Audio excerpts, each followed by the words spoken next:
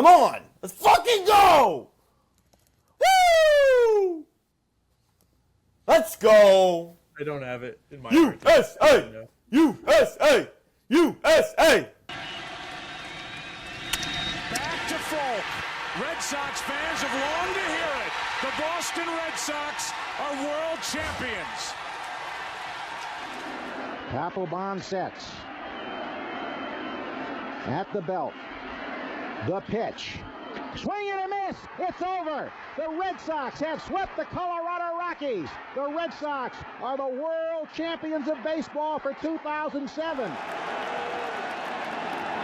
hasn't happened at Fenway Park for 95 years. The Red Sox are world champions. Sale winds. He fires. Swing and a miss. Strike three. It's over. The Red Sox have won the world championship. The Boston Red Sox beat the Los Angeles Dodgers 5-1. They win the World Series 4-1. And the Red Sox become the first team in the 21st century with 4 world championships. Can you believe it? Welcome back to another episode of the Fenway Faithful Podcast, episode 8. Shout out Carl Yastrzemski. You might notice I might be a little distracted in today's episode, looking at my TV to the side, because USA, we play in the World Cup today against Bosnia. Let's go USA. It's called soccer, not football. It's soccer. I love being a patriot. I did not realize that we were paying attention to fake sports. I believe that we are in the United States of America. Yeah, and I support my country, and I root for my country in these sports. So it doesn't matter what sport it is, I will be watching on the TV and supporting. I mean, it feels so wrong watching soccer on 4th of July weekend. My God, have some pride. It's Mike. A Wednesday, dude. It's a Wednesday. It's not the weekend. Have some pride. We are coming up I do have pride. I have American pride, and I will be rooting for the boys in red, white, and blue. Okay? Next episode, we got to talk about swim and dive and figure skating. Sure. As long as they rep the flag, I will support. I'm going to support. You guys are just so unpatriotic. It's unbelievable. I don't care what sport it is. And honestly, watching this World Cup, it's actually electric. These knockout stages have come down to the last second in almost every game. Yeah, I'm kind of liking soccer. I mean, I pay attention to every World Cup, so this isn't new for me, but I don't know. It's pretty electric. You guys need to sit down and watch it. But I'll be the game starts in like 20 minutes, so the founding fathers are rolling in their grave listening to this right now. Just really disgusting stuff. Stevie, you missed last week. Where the heck were you? I did. 2 episodes. I'm sorry. It's 2 episodes now. I know. I mean, 3 strikes and you're out, right? Wait, so Stevie's 2 for 8. So I mean, he could be hitting 5-hole for the Sox. Yeah. I mean, maybe even better at this point. Lead off. Yeah. So I know you guys miss me. So to the viewers out there, I'm sorry that I wasn't here last episode. I was on a little trip in Europe. I went to Italy and Sweden for about 2 weeks, give or take. It was great. Little family trip, post-grad celebration, and I'm preparing that I start my professional career in about 2.5 weeks. So life comes at you quick sometimes, and I really can't believe it. Love it. Stevie, what was the coolest thing you saw across the pond? Ooh, I mean, the Coliseum was awesome, breathtaking. I love the Trevi Fountain.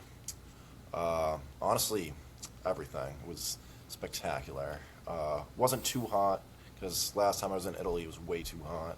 So, great trip nonetheless. This might be a dumb question, but like, how far into the Coliseum do you get to? Like, do you just see the outside, or can you like actually go in? No, you can go inside. So on the field level, you can like walk on the field level. There's some parts that are blocked off because some go down even further. And then you can go up, like, the stadium, like where seats would be. There's some parts you can't go to because it's disintegrating. But, yeah, at field level, higher up, it's really cool. I loved it. Nice. Nice. I had to beware of the pickpocketers, though. So, if anyone out there is planning a trip to Rome, I mean, they're out to get you. Well, I had to watch out for the cartel because I was in Mexico last week, so a little different from pickpocketers. But I had also a family trip. I didn't miss an episode of the podcast though, so it's a little different. Some people are more dedicated than others, apparently. Yeah, I had to dodge the homeless people of Manchester, New Hampshire. That's kind of a daily fight for me, though, but I guess I kind of did that to myself. Quick shout-outs. Happy birthday, Mom. Also, happy birthday, Nicholas Boudreau, the first guest appearance on the Fenway Faithful podcast. Hell yeah. Well, And it's a little early. we got for some us, big but news. On the Happy 250 to America weekend. Oh, come on. You were just shitting on being a Patriot, dude. I don't want to hear it. I'll say happy birthday to America because I'm the true patriot of this podcast. Nobody was Happy 250. nobody was shitting on America. Nobody was shitting on America. Yet you don't want to root for America in a soccer We tournament. just Nope, won't nope. watch soccer. That's the only thing. Yes, that is the gist of it. I'm sitting here wearing the Stars and Stripes, and you're over there. No USA gear whatsoever. Neither do you, Stevie. Well, you guys owe me a USA Roman Anthony jersey. I still haven't gotten it yet, so. Yeah, no, that is true. That is true. Two in the cart. Yeah. We'll put 2 in the cart. But I'm wearing something else. Yep. I don't know if you guys can't really see it, but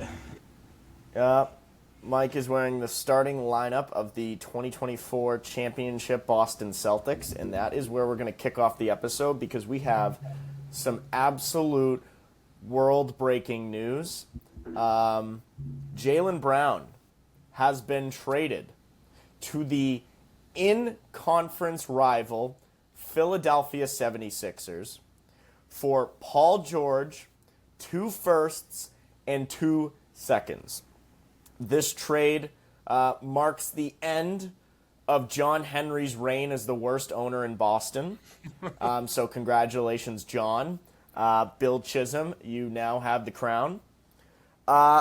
We all know JB entering his age 30 season, best season last year, top 10 in MVP voting. We're getting back a 36-year-old Paul George that averaged 17, 5, and 3. On 44% from the field and 40 from deep. Paul George has 2 years left on his contract. That's including the player option. He's under contract for $54 and $56 million, and he is notoriously hurt. He is actually the anti-Jaylen Brown. Paul George has played more than 56 games just one time in the last 7 seasons. Now, there's a number of things that we can say. I know I've been fired up for the last hour, but for some immediate reaction, Stevie, what are you thinking in this very moment? Wow. I mean, first thing that came to my mind is I never thought there'd be a trade that could even come anywhere close in Boston fandom to the Mookie Betts trade of 2020. But I mean, we'll see. But this is horrific. This is I can't even comprehend how a plan like this crosses your mind. Just a week or so ago, there was all this talk, Jaylen Brown, Giannis, and the next tier is you're going to go get Paul George. I mean, that's like plan A to plan G. I mean, I don't know how that is like the fallback option. I really don't. I mean, it really sounded like if Jaylen Brown is going to be moved, which at this point seemed pretty inevitable, they were going to get maybe a top 10 player in the league, maybe top 15 or 20. So it's just crazy to me that how talks can go from the big return as Giannis to the big return as Paul George. I mean, I can't comprehend that, and this trade is completely inexcusable.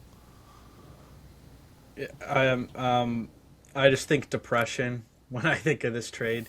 I mean, look at this shirt. There's only 2 of the 5 from that team just 3 seasons ago. For the podcast listeners, who's on the shirt, Mike? Okay, yeah. So I'll pull it down again. Drew Holiday, who's now a Portland Trail Blazer, traded him last year. JB just traded.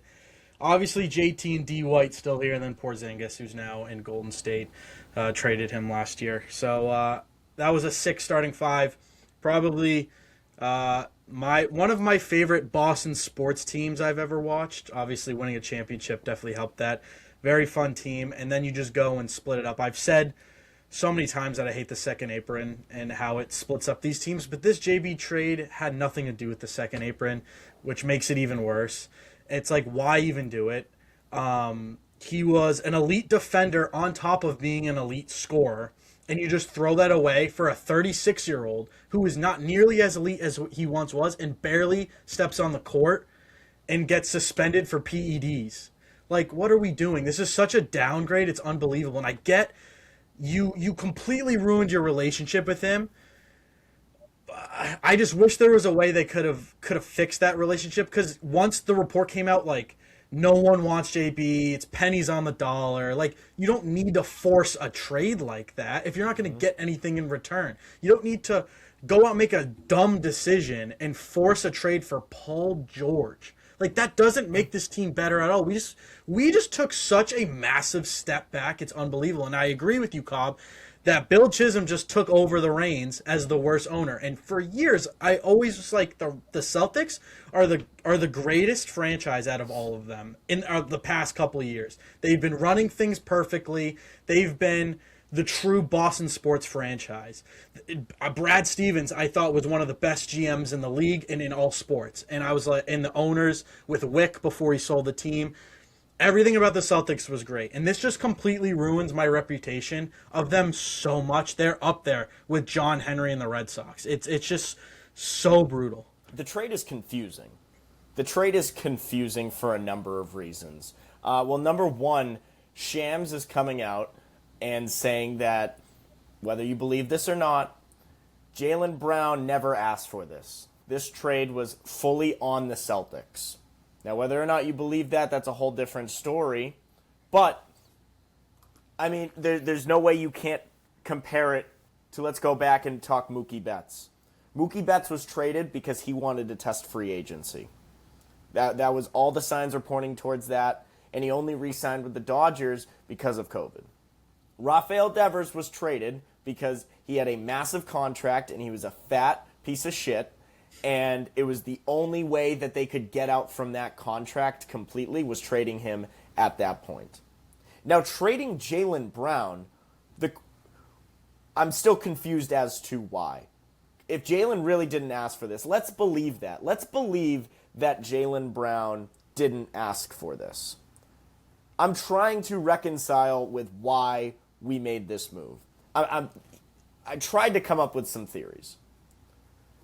Number one, Jaylen Brown is a locker room cancer.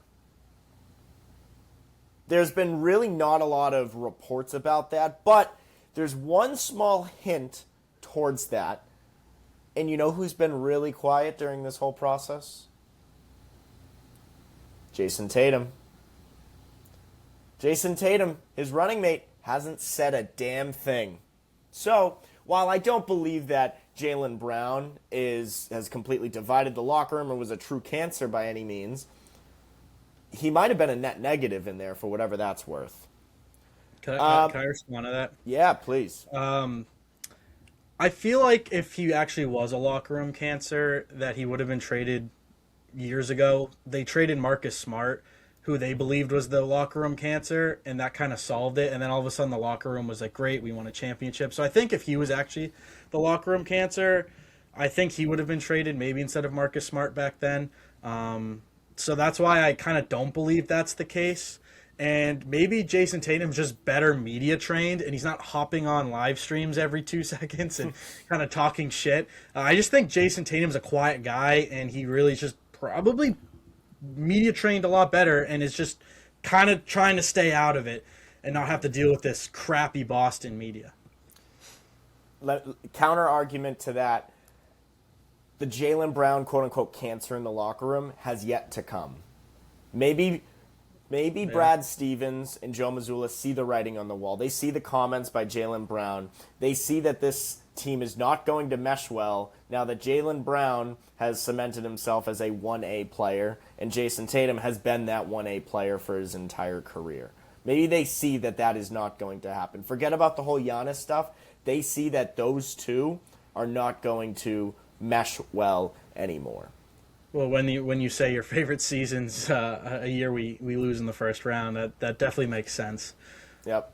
I got another theory. Why do you trade him to?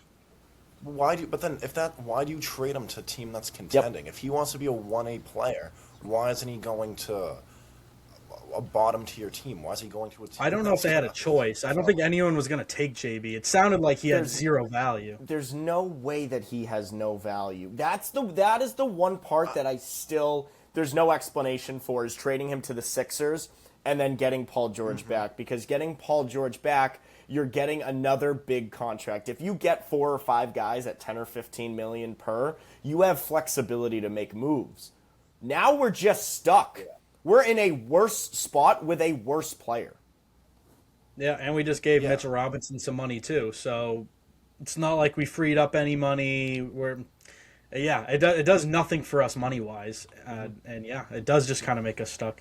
And it just going to the Sixers just makes it 10 times worse. One, you just blew a 3-1 lead to them, but they've been a rival of ours for years. This isn't just like a 1-2 year thing. Like, we've been going at it with the Sixers for years. We've been going at the trust the process, making fun of them for taking Simmons and Fultz ahead of JB and Tatum, and how Embiid's like, it's not a rivalry because they kick our ass every time. Like, there's this back and forth with the Sixers. It's like if we traded Devers to the Yankees almost, or Mookie Betts to the Yankees. It kind of feels like that. Because now you're trading them to a rival of ours. We hate Philadelphia. Not even just in basketball. In all sports, we hate Philadelphia. So you'd trade them there, and that team is nasty now. And I think they're easily going to win the Eastern Conference this year. And now we're going to have to go through that. And now we pissed off JB so fucking bad. And every time he plays the Celtics, he's going to go the fuck off. And it terrifies me. You have Maxey, Embiid if he stays healthy, and JB as a big three there. That is absolutely terrifying. Yeah. After when we hopped on after the A.J. Brown trade, I remember saying, is our team better today on June 1st than it was on May 31st? And my answer was yes. I mean, time will tell what happens with the picks and everything. But today our team is better than before A.J. Brown. Today, is the Celtics team better with Paul George over Jaylen Brown? Absolutely not. Not only is the Sixers team better today than they were yesterday, but for the Celtics to go and make any playoff run, maybe in the next majority of the next decade, we now have to go through a team whose third option is Jaylen Brown.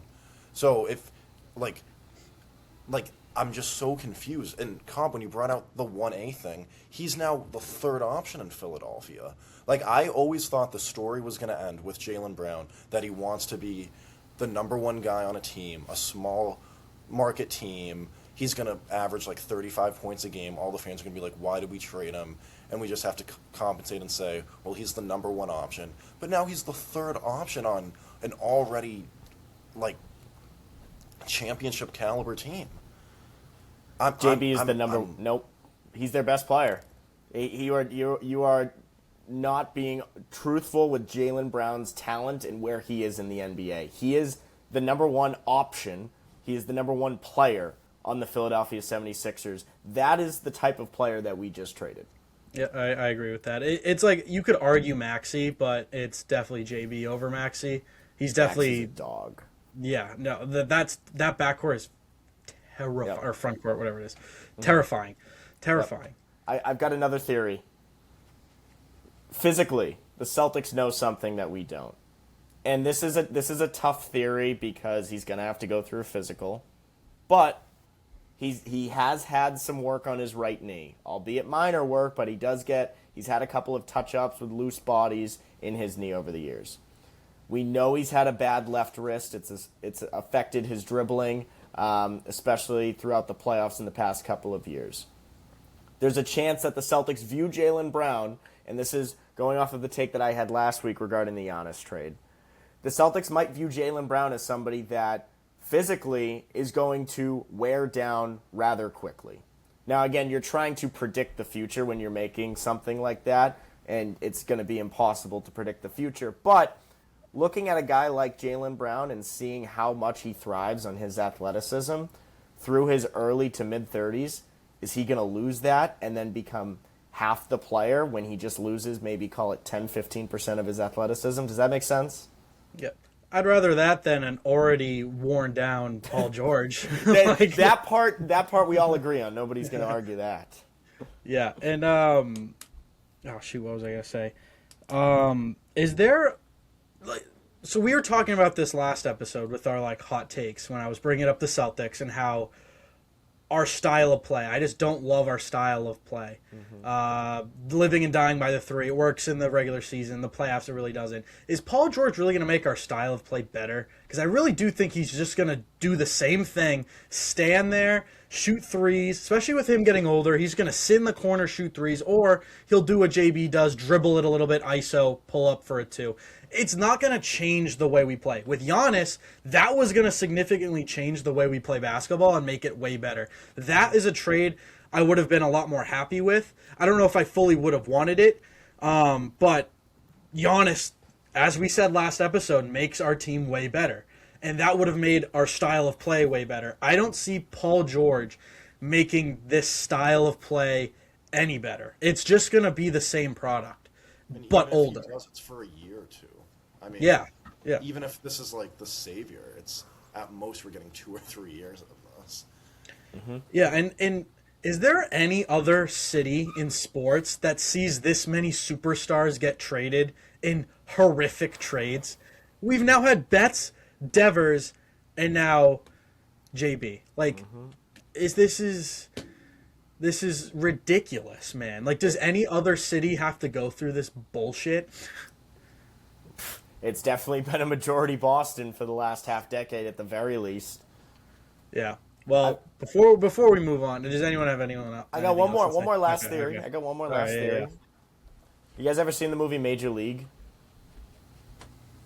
No. Never seen the movie Major League? All right. Well, the premise of Major League is that the owner is trying to sabotage the team and fills it with a bunch of bums so that they can lose and so she can relocate the team to Miami.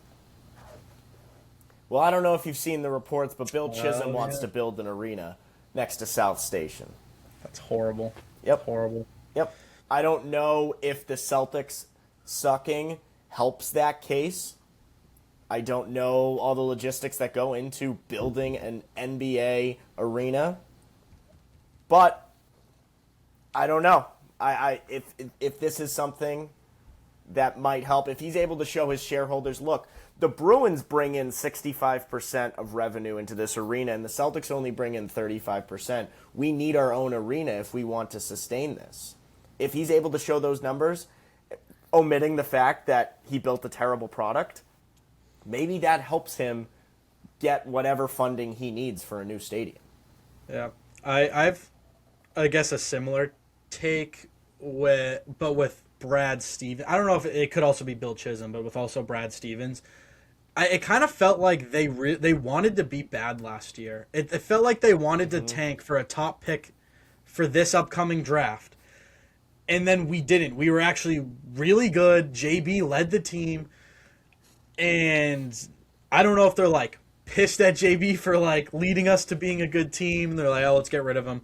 Or they just want to be bad this year and do what they wanted to do last year and tank for a pick. But if you're going to tank for a pick, it should have been last year because this draft class was loaded. I don't know who's in the next draft class, but it's not going to be even close. There's 4 players that are all could go number 1 in any given draft. But because they're on the same draft, they have to go 1, 2, 3, 4. But Peterson, Wilson, Boozer, and DeBonsa are all 1A, 1B, 1C, 1D. They're all amazing. If there was a year to tank, it should have been this year, but maybe that's another theory where they actually want to be bad for a year and maybe bring in another young talent to team up with JT. Mm-hmm. I think the writing's been on the wall since the NBA trade deadline. Now, if you guys will remember, the Celtics went on a small fire sale. We traded pretty much our whole bench so we could get under the luxury tax. We traded Xavier Tillman, Chris Boucher, and Josh Minot. Now, again, far from, top 5 rotational guys, but you don't think Xavier Tillman would have been helpful in stopping Joel Embiid in the playoffs? You're goddamn right he would have. Yep. And when that deadline happened, remember, we are in contention. We are top 3 in the East, and we gut our bench to get under the luxury tax. That's when I was scared. That's when I had a feeling that something like this could be in the cards. Because clearly, the objective is not to win when you make those moves. It's not. And this trade with Jaylen Brown, when those trades happened at the deadline, Brad Stevens came out and tried to spin it in some positive way. And you know what he sounded like? You know who he sounded like? Oh, God. Who did he sound like? John Henry. Who's John Henry's right-hand man? Yeah. Sam. I don't even want to say his name. Sam Kennedy. It was the exact kind of speak. When something that is right in front of our face, you are showing me an apple, and you're trying to tell me that it's an orange. And you're using this corporate speak that Sam Kennedy and Brad Stevens are so good at. And you're trying to spin something and sell something that's not. And it's disgusting. If this is what it's going to be like and Brad Stevens is just a mouthpiece for Bill Chisholm, I mean, it feels like we've lost all integrity in our front offices. Or at least half of them, I should say. At least we still have the Patriots, I guess. They're like the only ones that kind of give a shit. But before we move on, I think we all just want to say, it doesn't matter what your opinions on JB. Thank you, Jaylen Brown, for everything he's done in Boston. How many years was it? 9, 10? 10. Bringing us a championship, joined the team, and just immediately brought it up. He changed the vibes. The vibes were changing. That legendary tweet.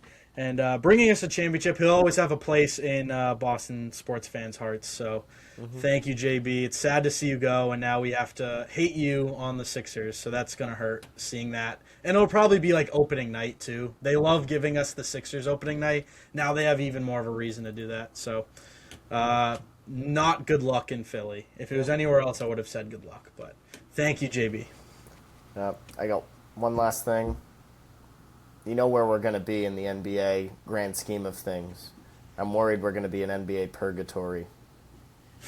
That spot where you're like between the 11th and like the 20th best team in the league, and you have no aspirations of going to the title, and you can't get a top 10 pick either. Like the Bruins, I was saying this last week. Just like the Bruins are in a similar spot. Bruins, yes, but to a lesser extent only because anybody can win in hockey on any given night. In the NBA, it's a superstar-driven league, and I can already tell you that the 4 or the 8 teams that are going to be in it there at the end. And if you're not that one of those teams in the beginning of the season, you're just in purgatory. Well, Mike Conley will lead us to a championship, I guess. Thank God we got Mike Conley. You know, how dare us trash Bill Chisholm's name when he's spending real U.S. dollars on 40-year-old Mike Conley. Yeah. It's disgusting. Yeah. Seriously. No, really. I mean, the Celtics look like the team the last 5 or 6 years that actually are serious about competing. I mean, now the Patriots look like they're back, but for a couple of years, everyone was questioning whether Kraft is still serious about winning. I mean, we talk about Henry's intentions all the time here, but I mean, the Celtics were like the role model of what every owner should aspire to be, what every front office should aspire to be. So, hey, all I got to say is my hot take from last week is looking a little better. A little better. It is, and mine is not. Exactly. Yep. And you crapped on me so hard for that take. And I said, I kind of brought up if we didn't bring in Giannis, they were going to mess that trade up somehow. And they did. They did exactly that. They messed the trade up, and they brought in Paul George. So the Red Sox are going to be the next championship. Can you remember the last time the Celtics messed something up this bad? Like, Not I in wouldn't my consider the Kyrie trade a mess up. I was about to bring that up, but it's like in hindsight, like Kyrie was way better of a player than IT, and IT was injured. So like You I do think that anyone trade would 10 have. times out of 10. Yeah, it just obviously you could look back and be like that trade sucked because Kyrie didn't lead us to anything and left. Kyrie's a head But case. But at the time, I mean that trade. I cried when that trade happened. I love IT. That one actually hurt. But yeah, But as a fan, looking back at it, yeah, but I mean, I hated it just because of how much I liked IT, but I knew it made the team better. Yeah, you can't call that a fuck up. So I really don't know the last time they really messed something up that bad. Would you say like trading Paul Pierce and KG for picks was a fuck up? Like Hell no. You definitely don't look Hell at that as a no. fuck up. This is the worst fuck up in our Celtics lifetimes. Definitely in our lifetime, yeah, I for agree. sure. Yeah, it's bad. God, I hope we're far too wrong. many to name for the Red Sox. Yeah, seriously. Yeah. Where does this where does this rank on the Red Sox fuck ups? For all the Red Sox fuck ups, if you had to put the Jaylen Brown trade somewhere in there, It'd be in the middle of the pack. If you're new here, this is what our episodes majority take part of. Just pure confusion, pure sadness, and pure wondering why anyone in any front office in any of the 4 major sports in Boston are still employed. But now, to bring some light to this weekend, the Boston Red Sox swept their arch rivals, the New York Yankees, in a 4-game series. Yankees lose. damn Yes, right. they did. They lost. Yankees lose. Not only did they get swept, which is something to celebrate no matter what, but new foe in Boston, Cam Schlittler, looked horrific when he played the Red Sox. Not only, but he looked even worse when he faced off against the Detroit Tigers. Did we mess him up? I think we did. So we'll be upset all we want about Jaylen Brown, but that was something great that happened this past weekend. Not only that, the Red Sox did go on a 5-game win streak, obviously with those 4 wins, and they took the first game of the National Series, but did lose the last 2, and the game today, the day game, was a rough one. Totally did not have his stuff. They now are 37-48 on the season, 13.5 games behind the AL East leading Tampa Bay Rays, and 6 games at the time of filming from the last wild card spot. So a lot to unpack here. It looked like things were trending up over the weekend. Might have hit a speed bump, but where do we go from here? I mean, why do they have to do it to us? I mean, let me paint this picture real quick. Where were we on Monday? On Monday, we had completed a 4-game sweep of the Yankees. We had just smacked the Nationals in Game 1 of that series, which included, 6 runs in the first 3 innings. High energy, high motivation. These guys, it looked like a completely different team. And then, Tuesday and Wednesday, we lose by a combined score of 18-3 in 2 games. And it's just more of the same. For about a 5-day stretch, all 3 of us on this call said, hold on, wait a minute, we might have something here. And just as quick as we had it, we lost it right away. Now, are we going to win the World Series this year? No. But is there any hope whatsoever for a season? And now with that, I want to read you guys the July schedule before you make your answer. In the month of July, we have 7 series, 2 of which are against teams that are above 500. We're playing the Angels, the White Sox, the Mets, Rays, Orioles, Blue Jays, and the Oakland Athletics. Only the White Sox and the Rays are above 500 in that group. Would it be so crazy to make up 5 games or make up 5 games as in, be only 5 games under 500 as opposed to the 11 that we are now? You say that only 2 are above 500. It doesn't really seem like many teams in the AL are above 500. So I don't know if that is really leaning me towards, all these teams are below 500. I think we can do good. Like, it's still the Red Sox. We're very below 500. And a lot of teams are below 500 that are a lot better than us. So it doesn't, only 2 being above 500 doesn't, like, get me going like how it would in seasons past. But like, leave it to the Red Sox to bring us on a complete emotional roller coaster. Like, getting walked off by the Colorado Rockies, losing 2 out of 3 in that series, after taking 2 out of 3 with the Mariners, so up, then down, and then Yankees lose. we sweep the Yankees, and we did get on that call after that first Nationals game when we're like, we're back, we're so back. And then we lose the next 2. And then just that 5-game stretch, we're like, we're back. Oh, my God, we're back. 5 games. And we didn't really gain much ground whatsoever. There's still a lot of teams above us in the standings. So it's sad that we had that good of a win streak. We all felt that great. But then you look at the standings and nothing really happened. It's going to take a 10 to 15 game stretch where we're winning 80% of those games for us to really make a solid jump in this wild card standings, because it just seems like everyone's in the same spot. Everyone's just bad or around 500, and they're all just kind of.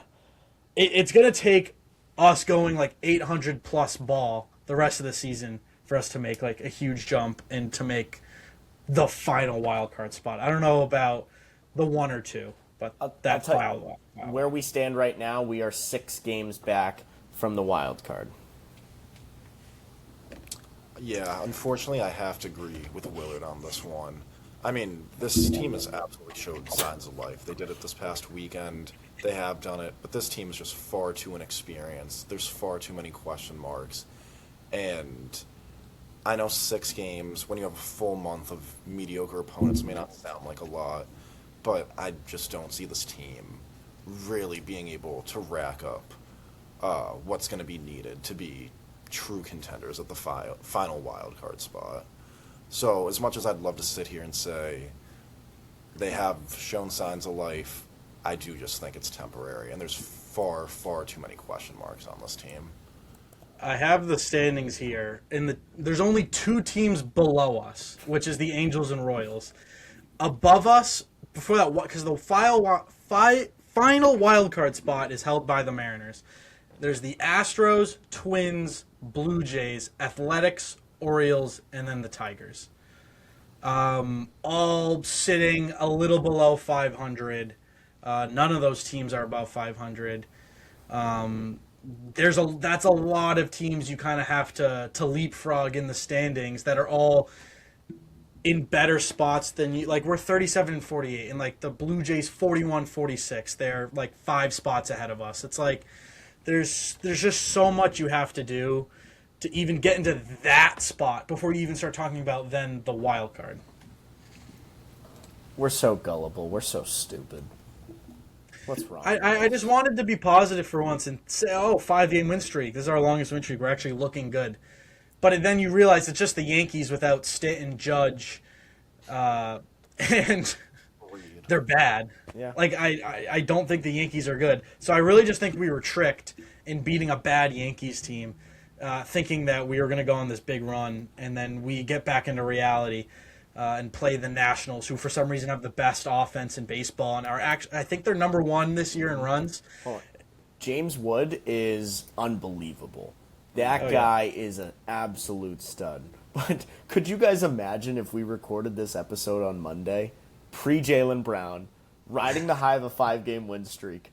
This would be a completely different episode, like night and effing day. Yeah, it is. I remember in the group chat, I texted the group chat the other day, and it's like, the Nationals are the best offense in baseball, and they're above 500. The Marlins are 20-6 in the month of June, or something like that. And the White Sox are first place. what are we doing wrong? What the hell are we doing wrong? Like, these franchises have all been jokes majority of our life. There's been a couple good White Sox seasons that didn't really get far, and the Nationals winning the World Series. But Miami has been a joke our whole life. The Nationals, minus 2019, or since 2019, have been a joke. And the White Sox, since like 2018, have been a joke. And now they're all way better than us this year, and their rebuilds are going great. They have all these superstars that they don't trade away. Minus the White Sox with Crochet, but Yeah. I mean, it's it's a bad sign when you're envious of the effing Miami Marlins. I know, right? Like, man, how far have we fallen?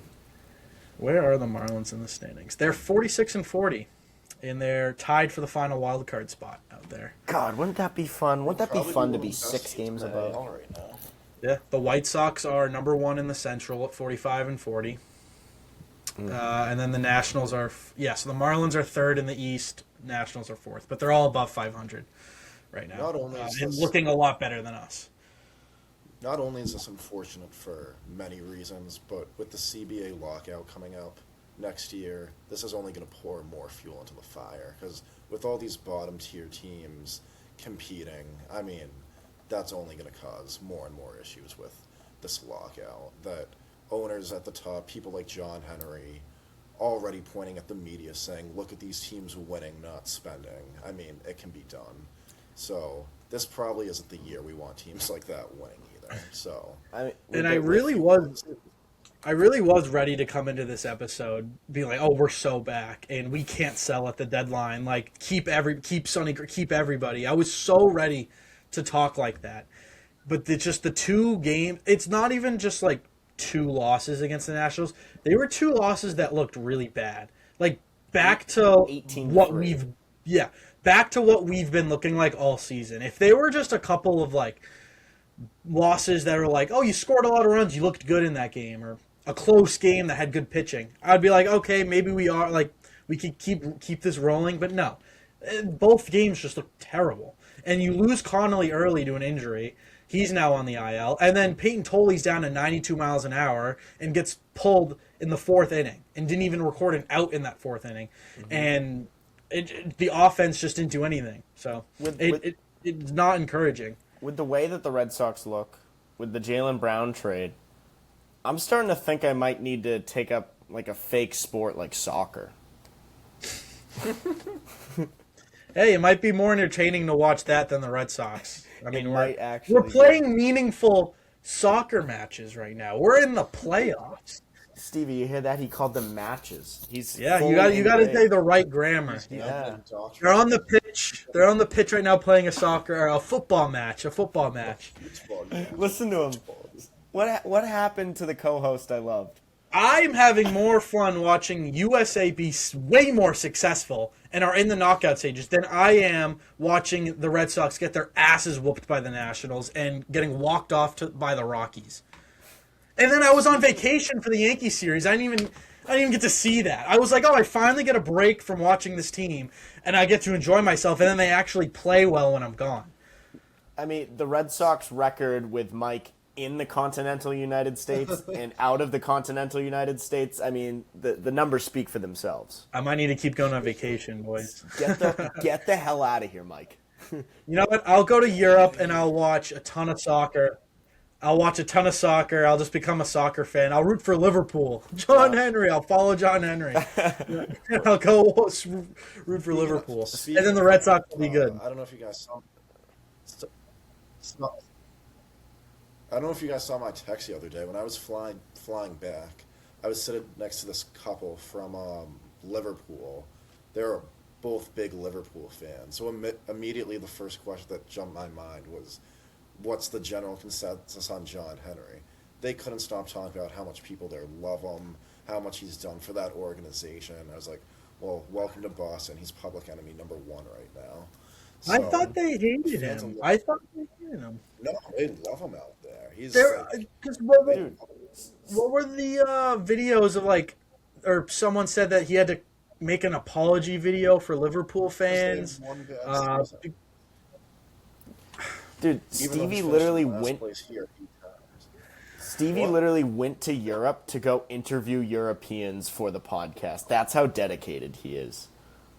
Yeah, I guess I should have interviewed the Mexican people about the Boston Red Sox.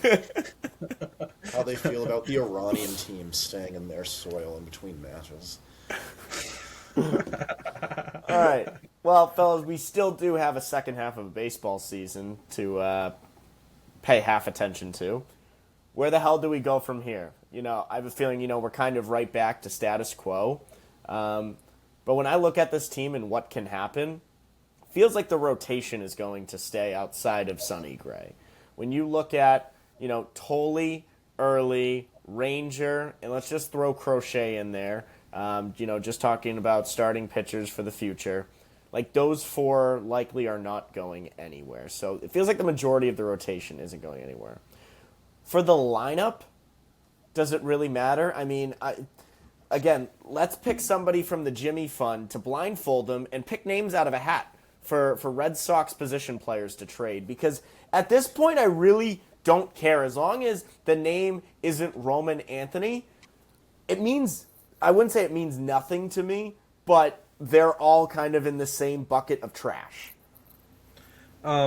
With Jaylen Brown getting traded, I don't think any trade is going to affect me as much as that. Like, I think we're all numb to it now, like the Mookie trade, the Devers trade, and the JB trade. They all shocked our systems, and I think anything other than that's going to be like, whatever, I don't care.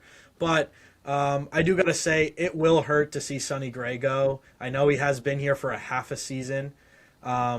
He's been awesome. I've fallen in love with Sonny Gray. That outing the other day where he got his 2,000th strikeout and almost no-hit the Yankees, that was electric. Oh, we scored! Yeah! USA! USA! USA! Oh, they called offside. It's a good thing that this is a live podcast and we have people reacting. In real time. In real time, yeah. In real time. Oh, he was offsides. Oh, I hate soccer. Fuck. Well, anyway, yep. I love Sonny Gray. Pretty much my point. I love Sonny Gray. And Stevie, what's your take on a Boston team in an American sport of baseball? Not good. Definitely not good. Reporting live, Stephen Griffin. Reporting live from Things the are not good. Stevie, where do we go from here? Like, what do we do? Yeah.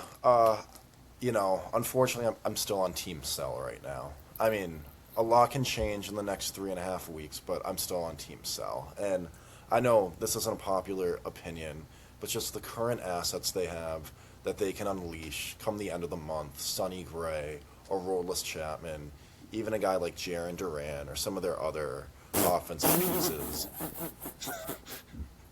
Who's taking Jaylen Brown? There is some room for some. You might be able to trade. There's definitely going to be a market for Jaylen. No, there isn't. You might be able to trade him to the Boston Celtics. I heard that they have no idea how to evaluate players. No, I'm at the team that's seen what he's done the past few years, that he has 14 home runs. No market. We're not going to get anything for him? No market. Okay, well, we'll get some 36-year-old washed bum for him. That's what we're going to get. Yeah, we're going to get a guy that's in a similar spot, somebody that's in their, mid to late 20s and is significantly underperforming. That's the market for Jaylen Brown. Congrats. That you really fucked that up. Just to play the other side here, would you guys be mad if we either bought or didn't trade anything because we're 6 games back out of a wild card spot? You like any other 6 games back, that's not a ton. I was just bringing up how many teams are ahead of us, but 6 games is not a ton. And any other season, you might look at 6 games and be like, oh, bye. Add to this team and go on a run because you still have 2 months after the trade deadline to go out and gain those 6 games back and really go on a run and make the playoffs, especially if you add help. So would you guys be mad if we kept everybody and bought at the trade deadline? The only guy that needs to go is Sonny Gray, just contract and value-wise. Outside of that, as long as we don't sit on our hands, if the Sonny Gray trade is the only thing we do, then I'll be disappointed. But if Sonny Gray goes and then we add some, or if Sonny Gray goes and then we sell a whole bunch, I'm okay with that. I'm really okay with either one. It's just tough when... Go Stevie. Sorry. Sitting at nothing, as we've learned in the Heim Bloom era, never turns out well. I mean, I just want them to pick a direction. And again, I'm sorry, but I'm on team sell right now. There's just too many valuable assets, and I'm waiting and holding on to them in hopes that this is a playoff team. I just don't think is the right call right now. Do you think the looming lockout has anything to do with what they do at the deadline? Because you're going to lose a year, most likely. We're going to have a whole year of no baseball, and you have guys like, Sonny Gray has 2 years left on his deal, but like you said, he's older, you want to get the value, but like Whitlock is an expiring deal. Sonny Gray has an option that's probably not going to get picked up. Sonny Gray's probably going to be a free agent. So it's almost like an expiring deal. You have Whitlock, who's an expiring deal. You have multiple expiring deals. Maybe do you think the lockout has anything to do with like, oh, let's go get a prospect or two, or even a comp pick in the future? I don't know if you could trade for future comp picks, but like, let's go out and get something, and then they could develop while we're in the lockout instead of just holding on to guys who are going to be expiring contracts anyway and we can't even talk to. I don't disagree with that. The only thing is that I imagine probably 15 to 18 teams in baseball are going to be thinking that exact same thing. And so these guys in their early, mid, maybe late 30s that they're looking to get any bang for their buck, they're going to be bidding against half the league. So, sure, I mean, I love that idea. I love the premise of that idea, but I don't think you're going to get full value back. Mm-hmm.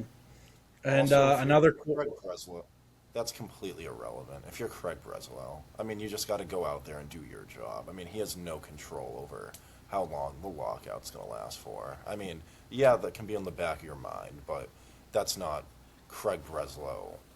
He has no say in that. He can't worry about that. It's like at your job, if there's some big thing going on, it's out of your control. I mean, I like that. Yeah, maybe for Henry picking a way to go, but Craig Breslow, that's completely out of your control. That can't be on your mind. But if you're Craig Breslow, again, I'm just playing devil's advocate here. Like he probably knows his job is on the line. Is he really going to want to sell all these pieces and then just tank, knowing that'll get him fired? Like having another last place season will get him fired. So will he willingly trade all of these meaningful pieces and just sit there and let him get fired? Because like I feel like he's going to go down. He's not going to go down without a fight. He's probably going to want to go out and get somebody and not just sit there and be like, yeah, I'm going to trade off all these expiring deals. Let's tank or just get value back. We'll probably be bad the second half without these guys. We'll get last place and I'll get fired. And I just have to be fine with it. I think the rotation's too good to use the T word. We're not going to ever... I didn't mean tank, because like tanking in baseball, that's not a thing. But I mean, it is, but it's pretty egregious when these teams tank. I mean, we've seen it with the White Sox and the Marlins for the last couple of years, where tanking literally means a complete gut of your entire major league roster. Where even if we trade Sonny Gray, we go into next year, if there is a baseball season, we're going to have a top 10 rotation in baseball. Yeah, because we are 6 games back, so I'm on the brink of like I want to see them add and really go on a run, but selling's the smart thing. But I don't want them to sell every piece because I want to be competitive. Maybe not next year because of the lockout, but whenever we play baseball next, I want to have a competitive team. I don't want to have a complete reset. And if you get rid of your whole bullpen or multiple rotation pieces or multiple bats, then you just completely reset, and then you're going to be bad for the next couple of years. Like Wilson Contreras needs to stay. And I even want Whitlock to stay. I think we should re-sign Whitlock. He's younger. It's not like I don't want to trade all these guys and then whenever we play baseball next, we're just a bad baseball team because we sold half of our roster at the deadline because we had one bad season, coming off of a playoff season. Mike, I do have bad news for you. We're a bad baseball team right now. I know, but just if you keep these pieces, like Wilson Contreras would have been a great piece on last year's team. If you keep him for next year's team and you make moves in the offseason that actually show you're a serious baseball team, that's what I'm talking about. I get we're a bad baseball team right now, but if you keep some of our good pieces we have now and then add on to that, I just don't want to be completely fucked for next season. One question I just want to pose to the panel. So, for transparency, are we all pro trading Sonny Gray? Yeah. Yeah. At some point, whether it's tomorrow, whether it's at the last second, at some capacity. Yep. And Willard, you touched on you don't want to trade Wilson Contreras at all. I want him staying. I'll trade Wilson. He's a little like there isn't any offer out there that could. Like you really think if you're trading, obviously, if there's got to be some package out there that'll change my mind. Like, but you have multiple years left on his. Are you really this bought in that next year's team, or whenever we play baseball next, is going to be so good that Wilson Contreras needs to be here because that's going to be the needle mover? I was talking about it on the last episode. I think this rotation alone is a World Series type rotation that could carry us in a playoff. If we make the playoffs, you get in, you could win any series if you get in the MLB playoffs, and it's a lot easier to make the MLB playoffs.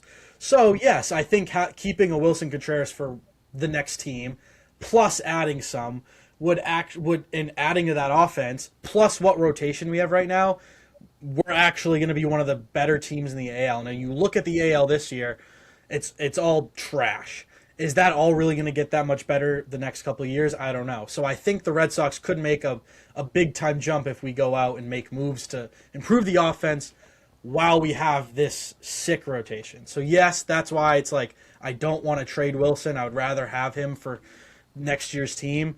But I guess if there's some insane prospect package that some team overpays with, then I'm not going to be like overly upset about it. Like if someone offers like a top 10 prospect in baseball or some bullshit. But I don't know. Some team is going to get desperate because there's not a ton of right-handed bats out there that are better than Wilson Contreras that are potentially available. So I could see a team just completely overpaying for him because they're going to get desperate at the deadline. So I know there's going to be a ton of offers are coming our way. The only thing would bother me if we kept Wilson Contreras, this will be my last thing, it'll take 10 seconds. The only thing that will bother me, which you kind of touched on, is if they keep Contreras, that's fine, but they really have to be committed that this offseason they're going to make this team better, and they are doing everything they can to make the playoffs next year, because his value will never be higher. I mean, he'll have a good season next year. I don't think, he's on track to like 35 home runs this season. I doubt he'll crack 30 next year. So they just really got to commit that next year, even if they let Gray, Chapman, Whitlock, some of these guys go, that they will compete next year. Yeah, and I get the selling him off at his highest value and stuff. I still think Wilson Contreras could be an effective bat, especially at Fenway Park. This offseason we said that Wilson Contreras' bat will fit perfectly at Fenway Park, and I truly do think he's going to continue to be good. Maybe not this good, but I think he could be some version of this for the next 2-3 years. And we've seen hitters come here when they're older and still hit effectively here, like JD Martinez, until the end. But we've seen hitters like this just kind of maintain a really good offensive pace in Fenway Park. Mike, I think you made a great point about Contreras' value never really being higher than it is in this very moment. And that has to do with how he's playing this year and what's available on the market. That's what I was trying to touch on. And Mike, you just hit on a great point. These right-handed hitters come into Fenway and they mash. They mash. Yep. So it's very difficult to take a step back and try not to fall in love with these right-handed hitters that come into Fenway and just completely tear up the ballpark, because you put them in a Red Sox uniform and they automatically get 100 points added to their OPS. Like every veteran right-handed hitter. It's crazy. Yeah, maybe I'm falling in love with the right-handed hitter syndrome or whatever. I mean, Adam Duvall was pretty fun. Tyler O'Neill was I thought pretty Hunter fun. Renfroe was going to be a Hunter Red Sox. I Renfroe. thought he was going to retire in a Red Sox uniform. I know. I mean, yeah, you bring up a good point. Yeah, righties just come here. We could probably just replace Wilson Contreras. But it's just, you also look at our first baseman. Like, is Tristan Cassis really going to do anything in the next couple of years? Like, who would be our first baseman if we get rid of Contreras? Are we going to try Christian Campbell again? I don't think so. He gets mentioned every episode. I have to bring up Christian Campbell. Well, Mike, if Wilson Contreras does get traded... Oh, you got to count! You're counting that one! You're counting that one! Thanks, Mike. Sorry. Mike, if we trade Wilson Contreras, who on the roster is left to fight our fans? Oh, yeah. You're right, and I was going to actually mesh the two together because my topic was why do our players keep trying to fight the fans? And when we brought that topic up, it was only Jaren Duran trying to fight people. It was only Jaren Duran. But now Wilson Contreras is getting added into this, trying to fight people in our ballpark and our fans. Ceddanne Rafaela as well. Yes, yep. That just worked out perfectly. It just worked out perfectly. Yep, why the hell does this keep happening? The name of this topic is not hyperbole. Why do our players keep trying to fight the fans? We literally brought that topic up before the Wilson Contreras stuff came up. So let's backtrack at what happened. So the Wilson Contreras stuff that happened, what was it, Monday night or Tuesday, where he gets into a big brawl with the Nationals starting pitcher. He charges the mound, whatever. He goes to social media after the game, and somebody is chirping him and says he wants to fight him, I believe. And Wilson Contreras messages back, "Come see me at Fenway." Like, he's actually about to fight him. Like, he's like a 14-year-old kid, like, fighting his bully. Like, you make $20 million a year, and you're fighting some drunk Boston dude? Like, get real. Like, have some focus. And then Duran and Rafael are trying to fight fans. You said, because I don't think they showed it on the broadcast, but when we were on the phone, you said Rafael tried fighting someone in center field. I'm like, how does that even happen? They're all the way up there. Why do we keep trying to fight our fans? This is ridiculous. Yep, Ceddanne Rafaela during the Yankee series was chirping back with a Yankee fan, like yelling back and forth in the crowd. Yankee fan got escorted out. But again, it just goes to show the focus where you can't just tune that stuff out. And of course, there's a line that can be drawn when you get into, talking about people's family or you talk about people's race, then yeah, that's a whole different line. But if they don't cross that line and they're just chirping you about your job that you're paid millions and millions of dollars to do in the very public eye, you kind of have to be able to take that in that profession. Especially when you're playing in Boston, like, you need to be able to just drown out all the noise you're hearing in the crowd, because it's going to happen every game. It's going to happen, especially when you're playing Red Sox, Yankees. There's going to be Yankee fans that come to Fenway and chirp you in center field, and you need to be able to just take it. And I feel like this is a conversation way too often about Jaren Duran and fighting the fans. Like, he just needs to cool his temper. I don't get, like, why this keeps happening. Like, has no one gone up to him and be like, dude, you need to calm down? This is what, already, like, it feels like the fifth time he's tried to fight a fan, and I get the past, talking about his depression and all that. Like, that's fucked up.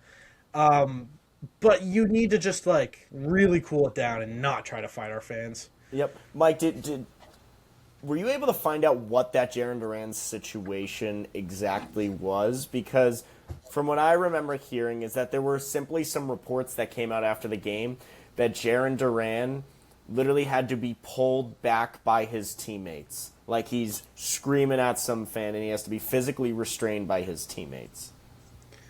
Yeah, no, I don't think I'm looking at Twitter right now, and I've seen no explanation on it. I don't think we have whatever that fan said. No, I don't think we have. Because the other fights, we eventually found out what the fan said, and this time it's getting kind of kept under wraps. Like, no one's really. I didn't even know it happened because they didn't show it. And then I go on Twitter and they're like, oh, Jaren Duran, or I don't even remember where I saw it, but they're like, Jaren Duran tried fighting a fan. And that's the only thing I saw from it. I didn't see anything else. 3 times in a week. 3 times in a week. 3 times And it's in a a week. big, It's big kind week for Wilson Contreras too. you can see where Wilson Contreras' leadership is seeping into the rest of the roster. I mean, yeah, I just questioned why Jaren Duran, has anyone been able to calm him down? No, because when Wilson Contreras is leading the team, he's probably encouraging, yeah, go fight that motherfucker.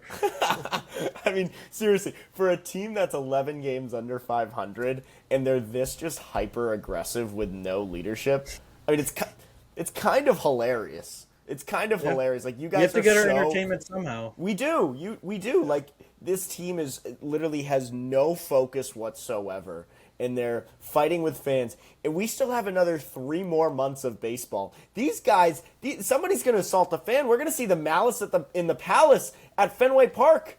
You saw how Wilson Contreras was swinging that helmet in that mound. Yeah.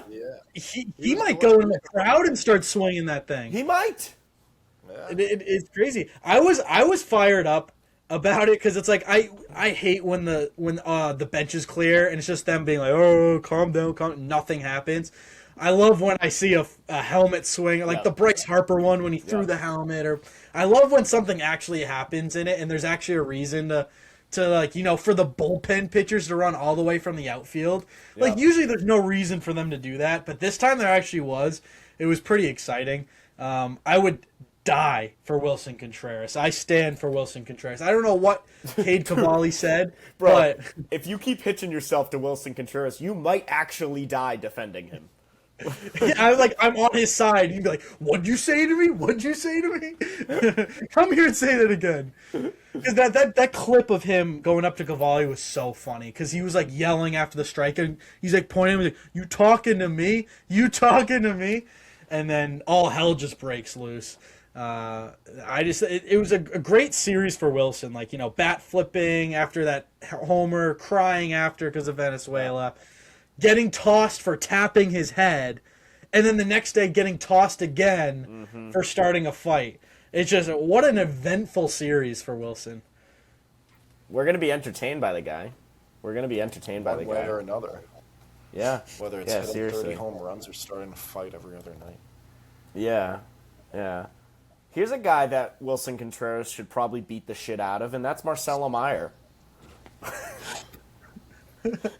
Marcelo Meyer just got placed on the 10-day injured list this past Friday, June 26th, with a left forearm injury, probably from a wrestling match with Wilson Contreras. In 205 at-bats this year, Marcelo Meyer has a 594 OPS. 594 OPS. He's been incredibly disappointing. And last week, we got some interesting news. We got a Sean McAdam article, Sean McAdam of the Globe, highly respected journalist in the city of Boston, with these quotes on Marcelo Meyer. Some within the front office question his mental toughness and his tendency to withdraw during slumps. Others wonder if he couldn't do a better job making himself more available through the day-to-day minor physical setback that will inevitably occur.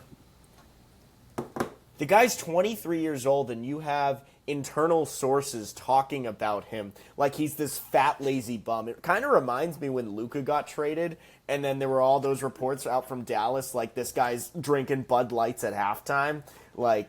Just crazy stuff to be talking about your guy that you put up on a pedestal as your shortstop of the future. And thinking about how Marcelo Meyer is built, let's take a step back. Who is Marcelo Meyer? This guy, born and raised in SoCal. I mean, this guy's not a Boston guy. He's not a New England guy. This guy is wired completely different. I mean, you've been out to SoCal. You see how those people, they operate on a day-to-day basis. They're a lot more lax and nice than we are in New England.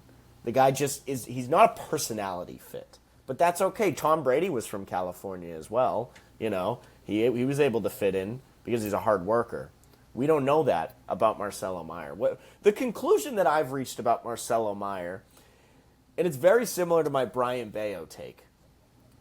This guy's going to be a great player for some bum organization. if he ever gets to play for some mediocre club and just show up for 162, no pressure whatsoever, we might see him friggin' win a Gold Glove and have an 800 OPS. But the second the lights are bright, the pressure is on him, I feel like it's just kind of in his DNA where he doesn't have it. Whatever it is, he doesn't have it. Yeah, I just hate how Boston treats their younger players. We've seen this a ton. Obviously, just playing in Boston in general kind of gives you a ton of pressure to perform because of the fans and just the history of our winning franchise. And now you also have people in the organization crapping on you on how you're playing at 23 years old and your work ethic. But we've seen Boston just tear down these younger players. We've seen it happen now with Meyer, Christian Campbell, Tristan Cassis, Michael Chavis. The list goes on and on. It's just a bunch of these younger players. I love the Michael Chavis plug. Yeah. It's 2 episodes in a row now. I think we've brought up Michael Chavis. As if he belongs in that echelon of players, but I'm going to let it happen. Continue. Yeah. But it's just younger players that come up here and just fizzle out. They end up sucking because the pressure's too much from them, from our fans, from our own organization putting these pressures on them. And then we just don't hear about him. And then a couple years later, we go, oh, remember that guy? Remember Michael Chavis? Remember all this? I'm sick of all this happening. I just want some young star to come up and just lock in and just become the next superstar in Boston, like what Mookie Betts did and what Xander Bogaerts did and what Rafael Devers did. Because I know it's been short, but Roman Anthony, we haven't seen much from him, but the stuff we've seen hasn't been great, at least this season, and I don't want the same thing to happen to Roman Anthony and Marcelo Meyer. Marcelo Meyer would not survive a locker room that had real veteran leadership. If David Ortiz or Xander Bogaerts were here, then the shenanigans that Marcelo Meyer pulls, going out partying with Roman Anthony, there's no way that would fly. And so, Does anyone in the locker room survive like the 2018 or the 2013 locker room? Probably not. No shot.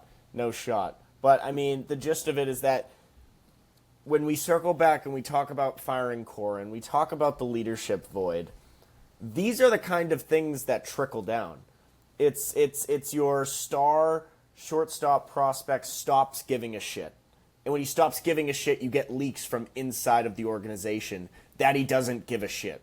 So yeah, it's probably true, and Marcelo Meyer doesn't give a shit. But at the end of the day, if there was somebody in charge and somebody that they looked up to and most importantly respected, I think all of this is avoidable. We've done it to ourselves. That's what I'm getting at. It's unbelievable. It's not unbelievable, actually. It's very believable for the Red Sox. We have good news, though. We have studs. We do have some studs, don't we, Stevie? Yes, we do. So this season has been a roller coaster for all the reasons that we just touched on, but we are seeing some very major improvements, especially on our offense. So first and foremost, probably one of the guys that's gotten some of the most amount of hate on this podcast this season thus far, and as well from the fans, is third baseman. We call him the Lil Guy, but fans know him as Caleb Durbin, acquired this past offseason in the notorious Kyle Harrison trade. Now, he had a brutal start to the year. He was hitting under 200 for the majority of the season, but get this, last 7 games, 333 batting average, 2 home runs, 6 RBIs. Last 15 games, 365 batting average, 4 home runs, 10 RBIs. Last 30 games, 321, 6 homers, 20 RBIs. This is a complete turnaround from what we saw the first couple months of the season, and he is really turning some heads. I mean, a lot of people were ready to give up on him, say this was a muff trade, cut our losses, don't continue with this. But Caleb Durbin is really starting to hit. He looks so much happier out there, so much more confident.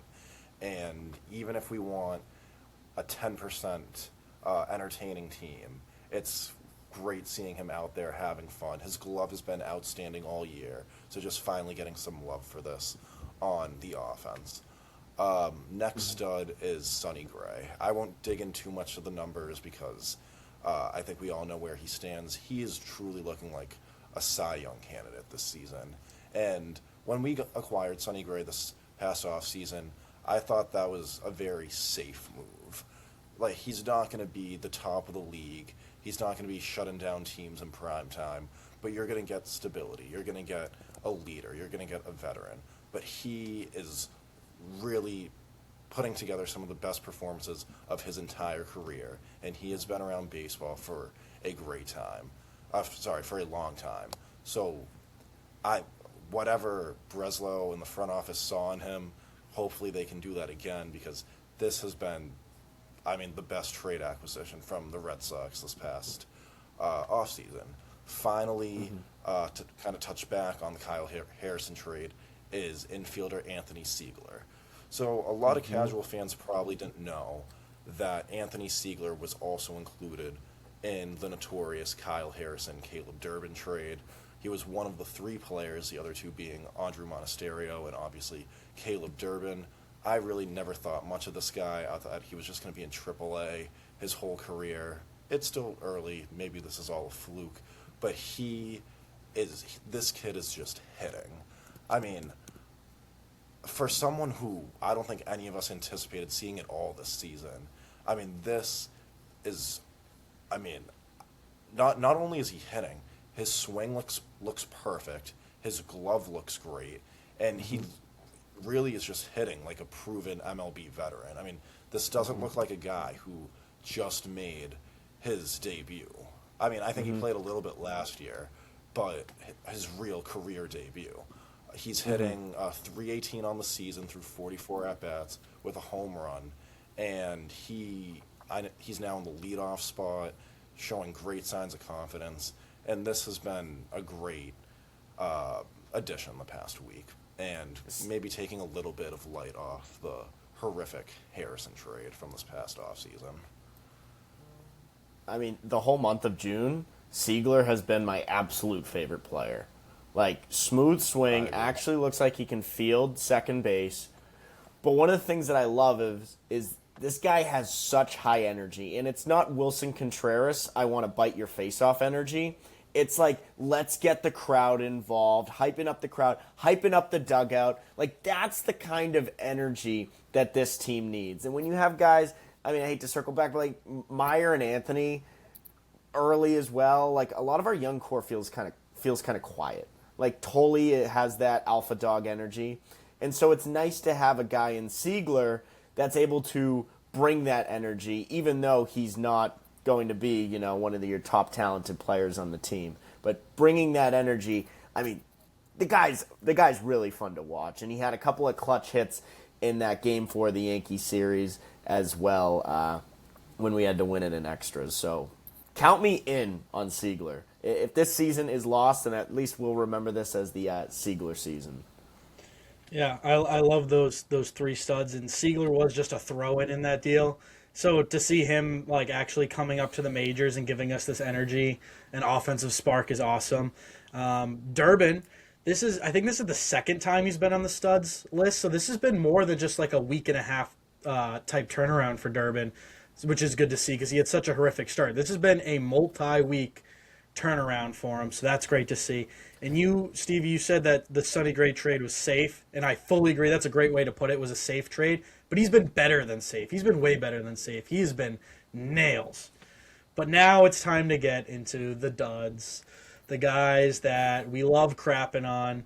And this week, I'm pretty sure we said him last week as well. Hold on. We don't love crapping on guys. We are fair and balanced. We are a positive, family-friendly podcast. So, like a fair and balanced, news media outlet, we're going to offer you 3 studs, but we're going to offer you 3 duds as well. Sure. Let's make that very clear. Fair and balanced. Yep. Okay. So, I'm going to be balanced here. I'm going to try not to flip out. I'm going to be balanced. Yes. The first dud, Jaylen Brown.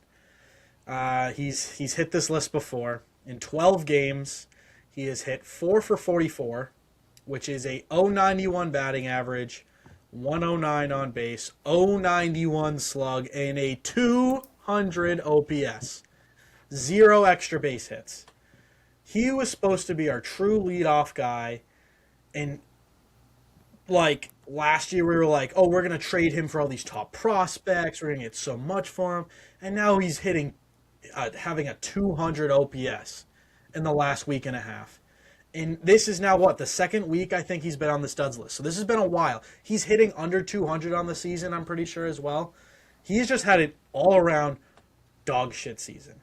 Jarren Duran has been horrible, and like we kind of alluded to earlier in the podcast, I think his value is absolutely nothing because he continues to play like shit, and if he continues to play like shit, we probably will get nothing for him. Hold on, he was Barry Bonds for 2 weeks in May. Yeah, that was pretty awesome. One little stretch, but that's it. He keeps changing his batting stance, and he ends up hitting good for a week, and then he changes it again, and then he's bad for the rest of the year. He looks like it reminds me of me on the golf course. It's like every day I get on that first tee, and I have a different swing thought, and I have a completely different swing, and what do you know? I suck at the game of golf. Like, could you imagine that? Like, something about consistency and honing your craft actually helps. Somebody needs to tell Jarren Duran. 200 OPS bad? It ain't good. It ain't good. My next guy on this list was another guy who was on the team last year, was one of our main offensive pieces, and was one of the reasons why we made the playoffs last year, and that was Carlos Narvaez. He's getting a little more playing time now that we called down Mickey Gasper. He's played 8 games in this week and a half stretch. He is 2 of 24, which is a 105 batting average, a 174 on base, a 158 slug, and a 332 OPS. That is absolutely horrendous. There's no other way to put that. So we're going to move on. But it's really just completely uncompetitive at bats as well. It's really bad, and there's no other way to put it. Just play Connor Wong at this point. Mm-hmm. Like, I don't know what else to do. My last dud, and I can't believe I'm saying this name. I cannot believe it because he has been absolutely nails since we signed him. This one hurts. And it's Aroldis Chapman. He's pitched in 4 games. One of those outings he didn't even record an out, and it was the Colorado Rockies blown save where we got walked off. Didn't record an out. In those 4 games, 3 innings pitched, a 12 ERA. That is 5 runs, 4 of them earned. 3 walks to 3 strikeouts, and 2 blown saves. Not even just the one Colorado one, he blew 2 saves.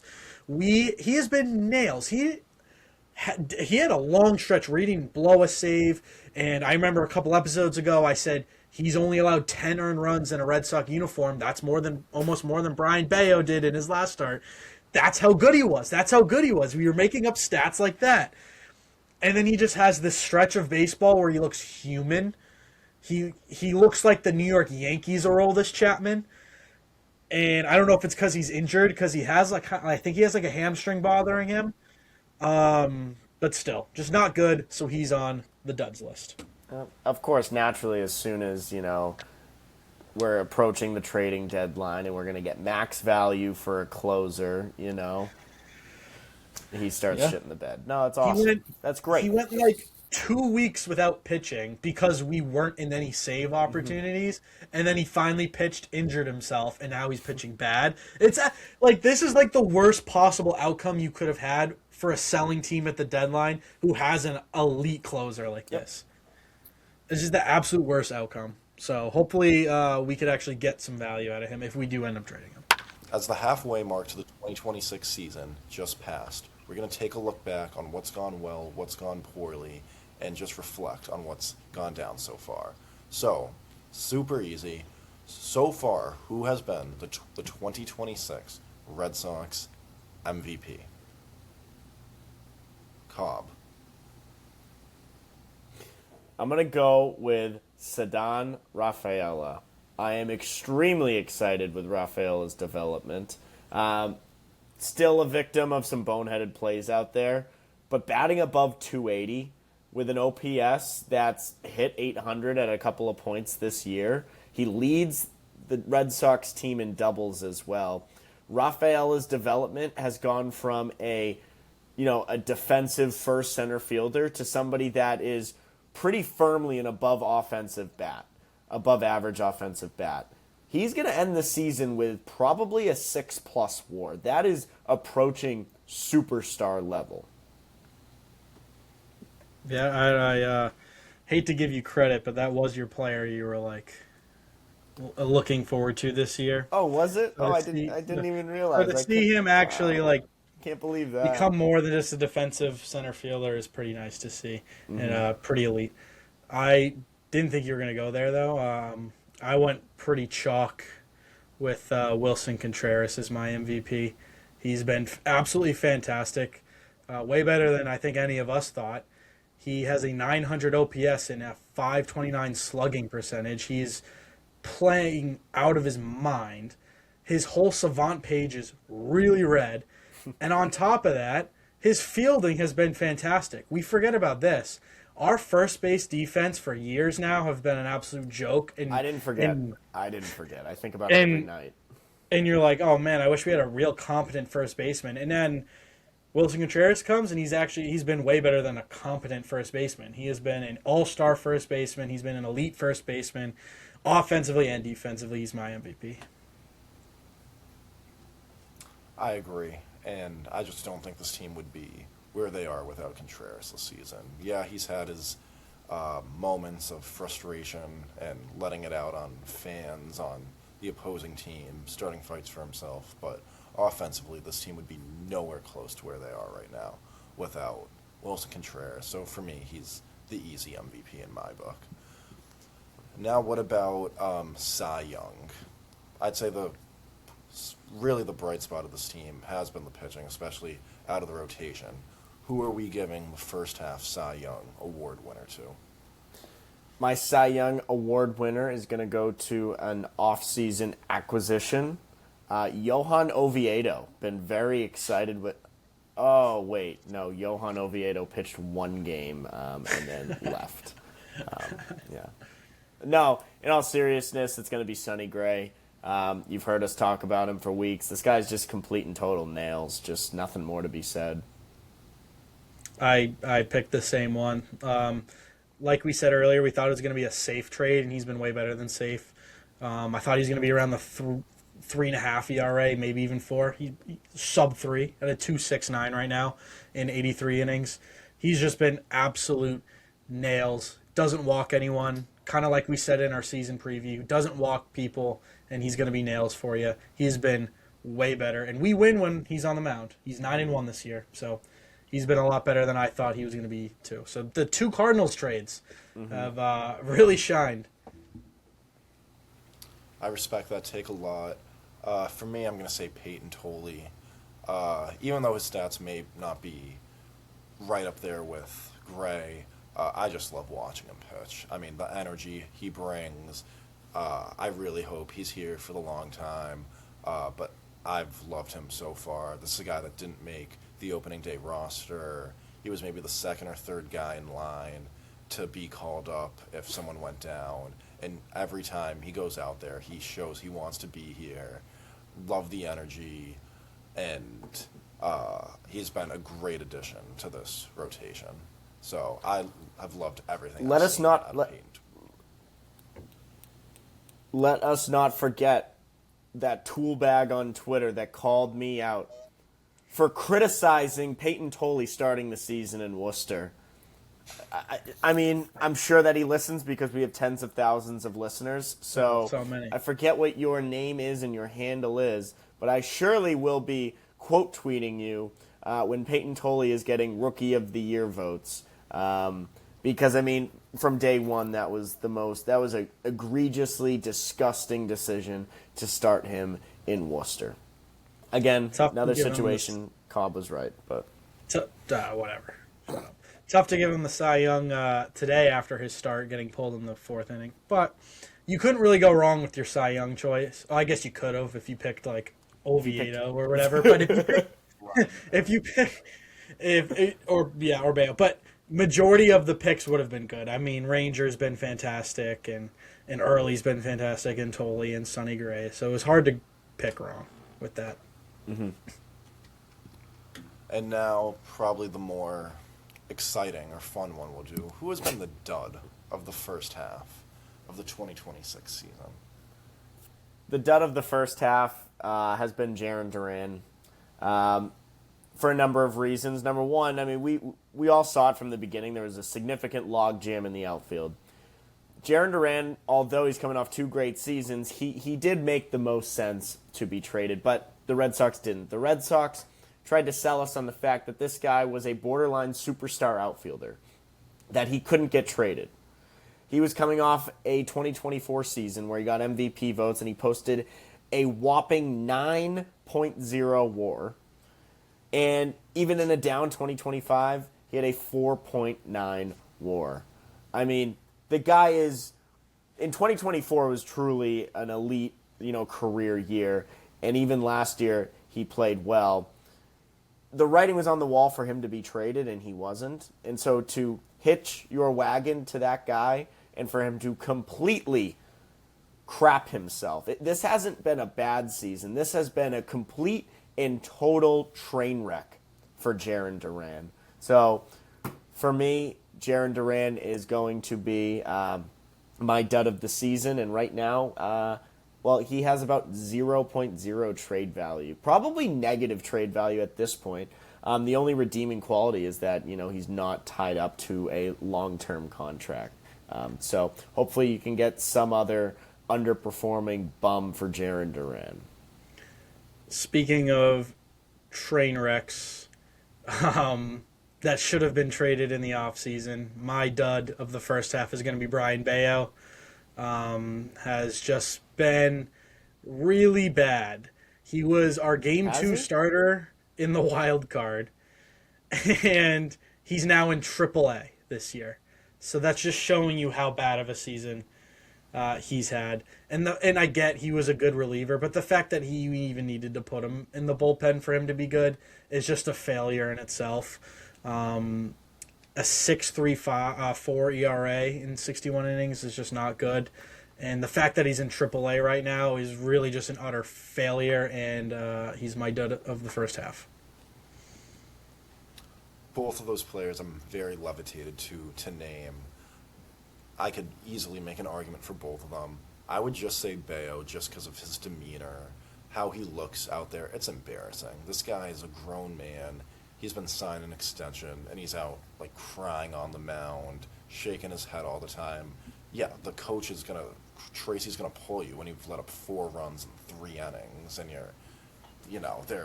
it's basically batting practice. Mm-hmm. So I just couldn't stand watching him out there act like a 12-year-old. It's embarrassing. I don't want to see it, and I'm much happier now that he's in AAA because hopefully he can just screw his head together. But maybe this is a subject for another time, but I don't think his future is here anymore. I mean, I think he's done his time, and I think it's time to cut our losses. But Stevie G with a steaming hot take. Stevie, are you saying that Brian Bayo is never going to pitch another game at Fenway Park?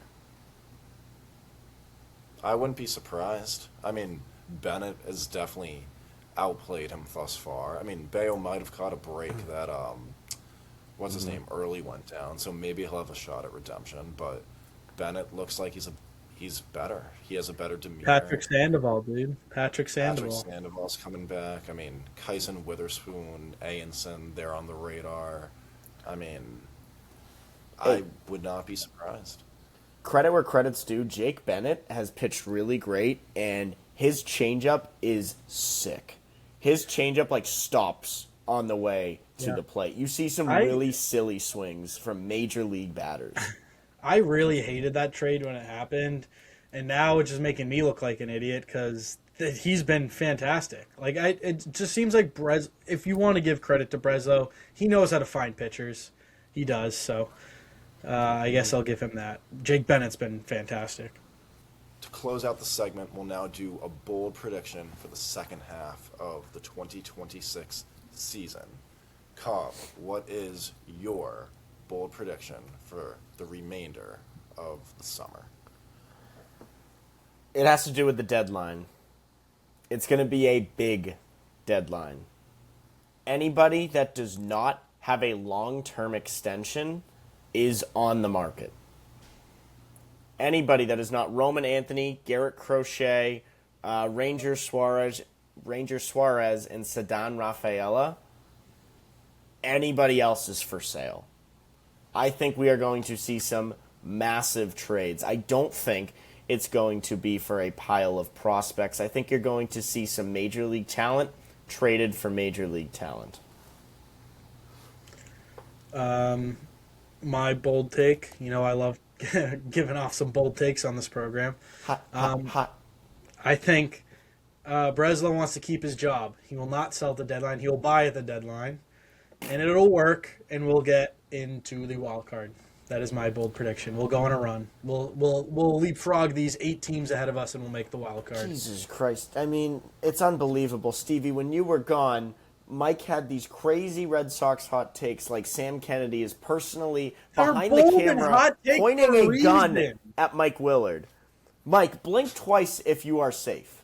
Dude, these are bold takes. These aren't, I'm going to be the safest take possible and we're going to sell at the deadline because we're bad. That's not bold.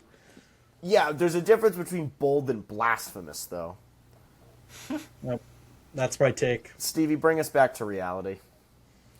My bold take, which nobody's going to like, is that no matter what happens, both at the deadline and how we finish the season, Craig Breslow will not be fired under any circumstance. Yeah. Whether they go all in and add, whether they deplete the major league team and it becomes basically a AAA team, even if we are a 200 team the remainder of the season, I don't think there is anything that will persuade Sam Kennedy, John Henry, or anybody else to fire Craig Breslow, because he is the scapegoat, and I think they're going to give him another year. I know that's not a popular opinion, but no matter what way they go and how they finish, I do think his job is safe for the remainder of the season and into the off season. That would be disastrous if that actually happens. I kind of agree with that, though. I like that take. Mm-hmm. So last week, me and Cobb came with our mystery hot take. It had anything to do with Boston sports. I said the Red Sox were going to be the next team to win the World Series or win a championship in Boston. Cobb had a wrong take about Giannis. Very wrong. Very wrong. So Stevie wasn't on that episode, so we're going to give him a chance now to come with his flaming hot Boston or not sports related, could not be sports related. We don't know yet, but his flaming hot take. There you go, Stevie.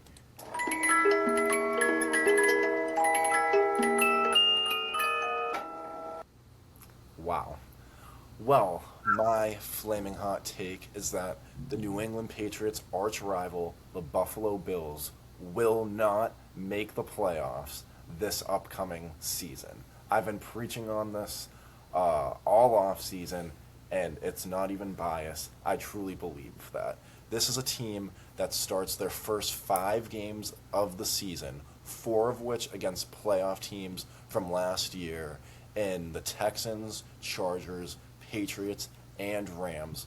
The other 5th game, the Detroit Lions, who could be a legitimate Super Bowl contender with a fully healthy team. This is a team, even though they have a new head coach, it was an internal hire. They promoted from within.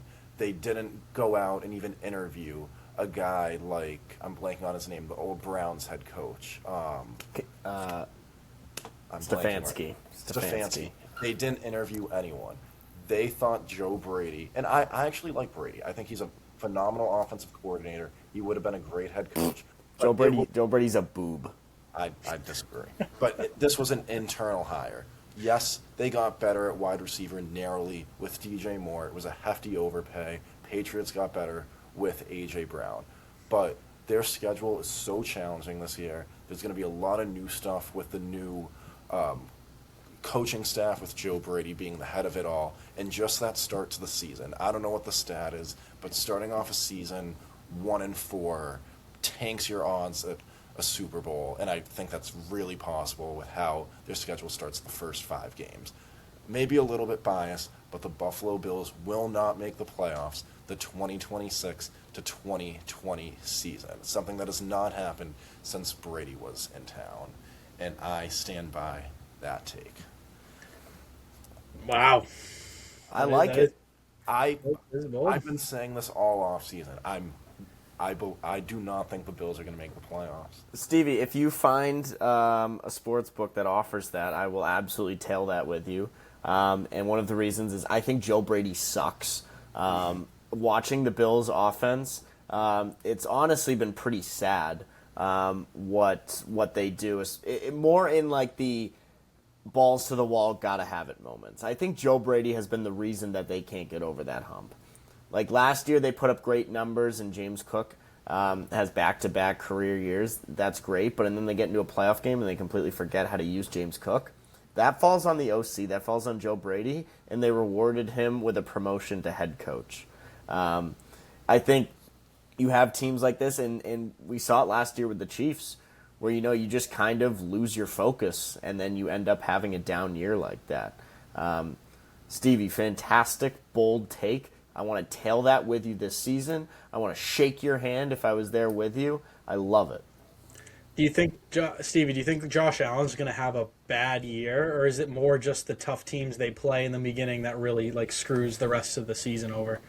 I'd say it's a mix. I think Allen, I don't think he's going to put up an MVP year. I mean, I don't think he's going to fall apart, but I think we're going to see a little bit more interceptions his way. Maybe not as dynamic on the offense. I mean, I know I just touched on the first 5 games, but I mean, week 8, I think they have the Ravens, they have the Chiefs on Thanksgiving, another Patriots game, the Bears, and the Broncos. I mean, it's a tough schedule. Just as it's going to be a tough schedule for the Patriots this year, they got a tough schedule too. And I really think they're going to start the season 1-4, maybe even 0-5. I mean, on paper, those 5 teams I listed could be better than them. And whatever the odds are, probably less than 20% of teams that start 1-4 go to the playoffs. And I just think it's going to be too much to overcome for a rookie year head coach.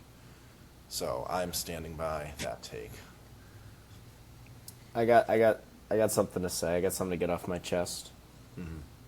I may be harboring enemies of the state. My dad has come out as a Buffalo Bills fan. What?